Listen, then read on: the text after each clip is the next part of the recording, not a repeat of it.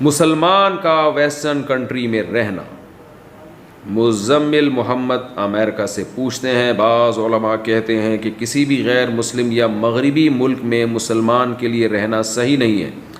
جو لوگ وہاں گئے ہیں وہ یا تو اپنے ملک واپس آئیں یا کسی مسلم ملک میں جائیں. اس بارے میں رہنمائی فرما دیں. دیکھیے، اللہ تعالیٰ نے ہمیں اپنے دین کی حفاظت کا حکم دیا، اور اگر کسی جگہ پہ ہم اپنے دین کو محفوظ نہیں رکھ سکتے تو پھر ہمارے لیے وہاں سے ہجرت کرنا فرض ہے، چاہے کوئی بھی جگہ ہو. جیسے مکہ سے صحابہ نے ہجرت کی کیونکہ وہاں ان کا دین محفوظ نہیں تھا، اور جن لوگوں نے ہجرت نہیں کی ان کو بہت شدید وعیدیں سنائی گئی ہیں.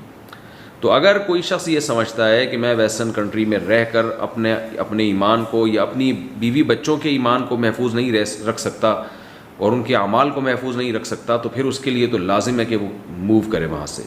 لیکن اگر کوئی وہاں رہ کر اپنے دین کو، اپنے ایمان کو، اپنی اولادوں کے ایمان کو محفوظ رکھ سکتا ہے تو پھر اس کے لیے وہاں سے ہجرت کرنا واجب نہیں ہے. تو اسلام کو اس سے کوئی وہ نہیں ہے کہ آپ کہاں رہتے ہیں، آپ جہاں بھی رہیں گے آپ نے اپنے دین اور ایمان کو محفوظ رکھنا ہے. تو بہت سے لوگ وہاں جا کے بگڑ گئے ہیں، لیکن بہت سے ہمیں ایسے بھی ملتے ہیں جو وہاں جا کے صحیح ہوئے ہیں، توبہ کر لی انہوں نے.